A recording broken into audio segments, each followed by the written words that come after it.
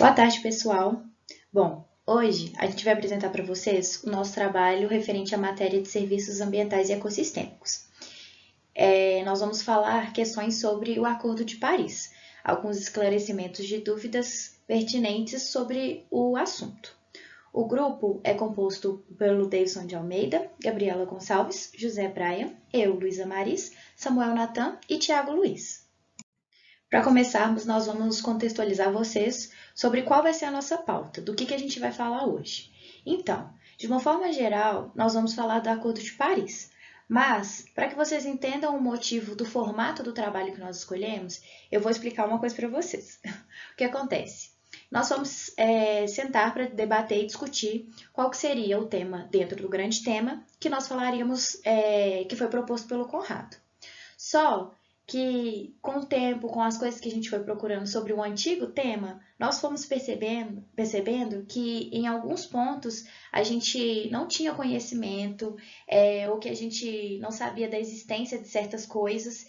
E isso nos fez pensar que mesmo como biólogos, né, formando para ser biólogos, mesmo no meio, estando no meio que ajuda a gente a ter contato com esse tipo de informação, a gente não sabia. Então, nós fizemos esse trabalho que nós vamos apresentar agora para vocês, pensando em perguntas que nós nos fizemos durante a montagem do antigo trabalho e perguntas também que a gente foi achando na internet que as pessoas faziam.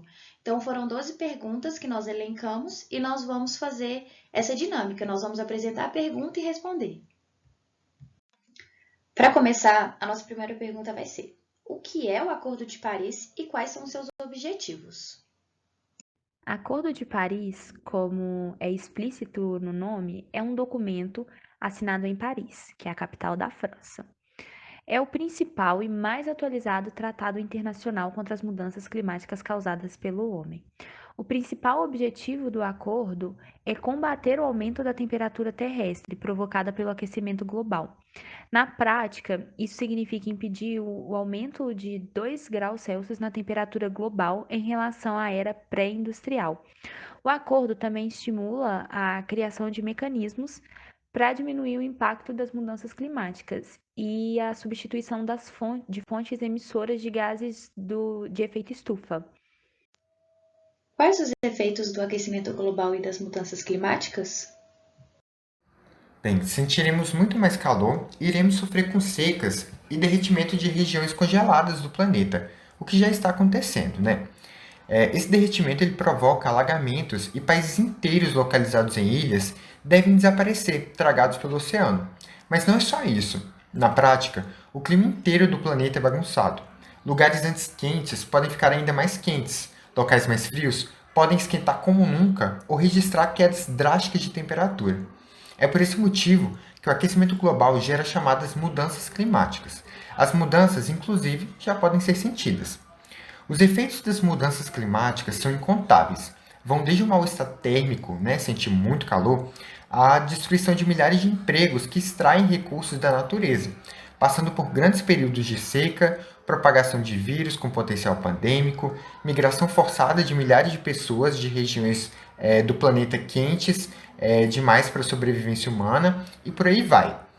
Por exemplo, o aumento na quantidade e intensidade de ciclones que atingiram os estados do sul do Brasil em 2020 são efeitos das mudanças climáticas, né, do aquecimento global.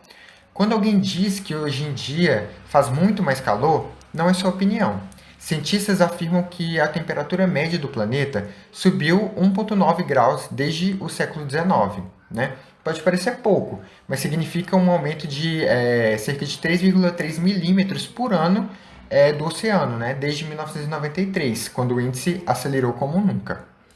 O aumento no nível do mar ele pode promover o desaparecimento, né, de ilhas, trechos do continente e causar um impacto profundo na fauna e em nosso estilo de vida. Os polos gelados do planeta podem desaparecer para sempre ou durante o verão e aumentar ainda mais o nível regional das águas. As regiões de gelo do planeta são importantes para equilibrar a temperatura e a troca de estações em todo o mundo. Então, a mudança dessa natureza pode promover consequências muito severas, né, para o planeta de uma forma geral. A Terra, né, ela já passou por mudanças de temperatura antes, mas cientistas alertam que a velocidade das mudanças climáticas podem ter efeito muito significativo para milhares de espécies que foram selecionadas pela natureza, entre elas o próprio autor das mudanças climáticas, né, o ser humano. Quando o Acordo de Paris foi feito e quais países o assinaram? O Acordo de Paris foi feito em 12 de dezembro de 2015 durante a Conferência das Nações Unidas, mais conhecida como ONU, onde foi tratado sobre as mudanças climáticas. As propostas desse Acordo de Paris entraram em vigor no dia 4 de novembro de 2016. Foram 196 países que assinaram o Acordo de Paris em 2015. A Síria não assinou o acordo, pois em seu território estava ocorrendo uma grande guerra civil. A Nicarágua, por sua vez, não quis fazer parte, pois alegou que não seria um acordo eficaz e então acabou por boicotá-lo. Os Estados Unidos entrou em um processo de retirada do acordo e, junto com a Síria e a Nicarágua, se tornaram os únicos países que não faziam parte do Acordo de Paris. Só que essa história dos Estados Unidos mudou um pouco e falaremos mais dela adiante. Como o Acordo de Paris pode ser posto em prática? Então, na prática, é possível executá-lo com a substituição dos principais emissores dos gases do efeito estufa. Porque assim, cada país costuma ter um emissor com maior impacto somados a emissores de menor intensidade.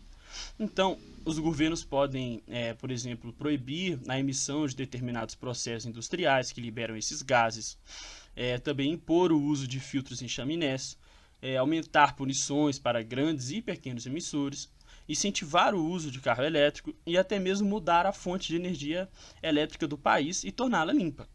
O Reino Unido, por exemplo, está substituindo o fornecimento de energia termoelétrica pela queima do carvão pelo uso de energia eólica. Isso também está acontecendo na China e, assim, no mundo todo, países como a França, por exemplo, estão incentivando o uso de carros elétricos e estimulando montadoras a produzi-los, mesmo que seja direta ou indiretamente. A Volkswagen, né, que é uma empresa alemã, ela anunciou um investimento de 99 bilhões na China para a produção de carros elétricos em 2019. Dessa forma, é possível que no futuro seja obrigatório o uso de carros elétricos impulsionados com fontes renováveis de energia, como a eólica e a hidroelétrica. E os países que descumprem o Acordo de Paris, eles são punidos? Não, ele não é.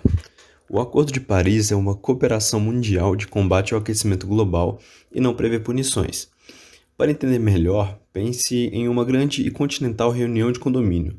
Não é possível entrar na casa do vizinho e obrigá-lo a fazer uma coisa que ele se comprometeu a fazer, mas também pega mal não cumprir com o que foi prometido. É como fazer a sua parte e o morador da porta ao lado prejudicar todos os seus esforços. Na prática, uma das formas, entre aspas, de punição é financeira, por meio de acordos comerciais. Por exemplo, dois países podem formalizar tratados em que se comprometem em seguir o Acordo de Paris. E caso uma das partes descumpra com o acordo, um dos lados pode encerrar os acordos comerciais e impor uma série de restrições entre a compra e a venda de determinados produtos entre os dois países. Vale ressaltar que é previsto no documento oficial o acordo. Em 2019, o governo do presidente Jair Bolsonaro ameaçou abandonar o Acordo de Paris.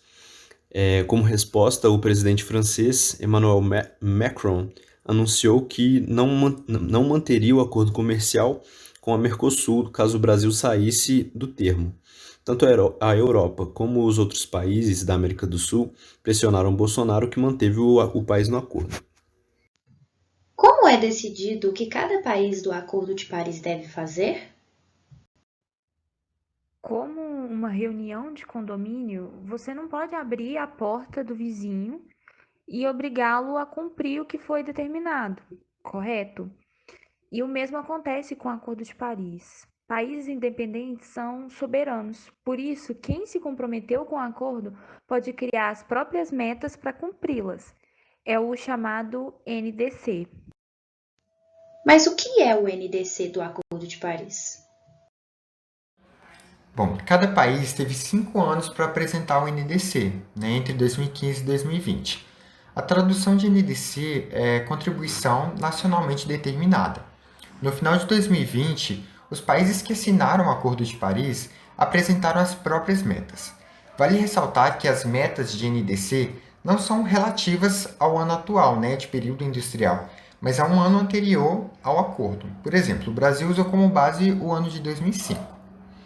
Bom, no final de 2020, tendo como base o ano de 2005, o governo federal se comprometeu com a redução de 37% da emissão líquida de gases de efeito estufa até 2025. Até 2030, a meta é a redução em 43% das emissões líquidas e a neutralidade das emissões líquidas até o ano de 2060. Bom, entidades ambientais, porém, criticaram o Brasil por não oferecer mais detalhes sobre como atingiremos a meta. Vale mencionar, né, que detalhes das metas brasileiras podem ser lidos na página das Nações Unidas. O Acordo de Paris é uma lei? O Acordo de Paris não se trata de uma lei. Porém, no Brasil há um decreto de número 9073/17 que ratifica o acordo e reforça que o Brasil o apoia. Também é possível protestar, pedir a criação de políticas públicas e cobrar da classe política que esse acordo seja colocado em prática. O Acordo de Paris tem um prazo geral para ser cumprido? Então, sobre um prazo, o Acordo de Paris prevê a criação de um mecanismo de revisão dos compromissos voluntários dos países, que vai ser de 5 em 5 anos, tendo que apresentar progressões no que se diz respeito às suas contribuições nacionalmente determinadas, as NDCs. Explica oficialmente a GIS. É uma agência alemã para o desenvolvimento sustentável que está à frente de um programa para acompanhar as evoluções do tratado. A GIS, que em português significa Sociedade Alemã para a Cooperação Internacional, conta com a parceria da União Europeia.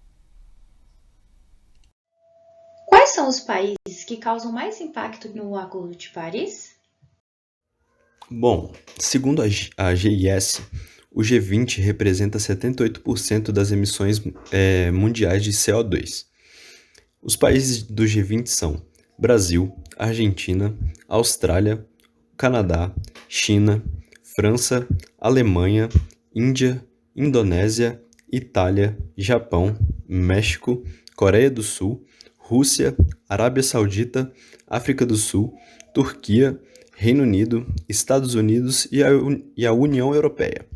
Juntos, eles formam 80% da economia mundial.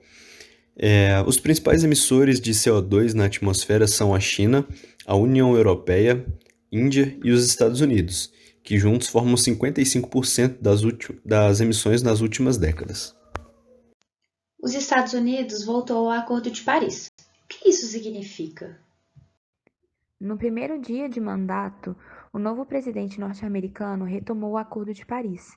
Isso significa que uma das maiores economias do planeta e um dos principais emissores de gases de efeito estufa voltou a se comprometer com a agenda ambiental.